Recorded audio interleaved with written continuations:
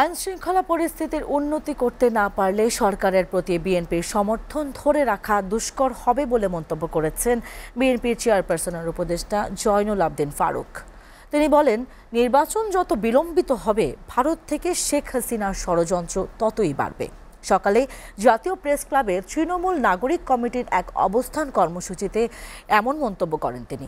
জয়নুল আবেদিন ফারুক বলেন, প্রশাসনে এখনও আওয়ামী লীগের দোসররা রয়েছে, তাদেরকে রেখে অপারেশন ডেভিল হান্টের মাধ্যমে টোকাই ধরে বিশৃঙ্খলা পরিস্থিতি নিয়ন্ত্রণে আনা যাবে না বলেও মন্তব্য করেন তিনি।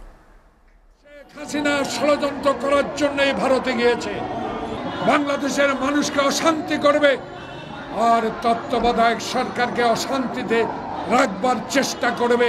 তাহলে এই সরকারের ভিতর, আপনাদের এই ইন্টেরিয়াম গভর্নমেন্টের ভিতর শয়তান আছে।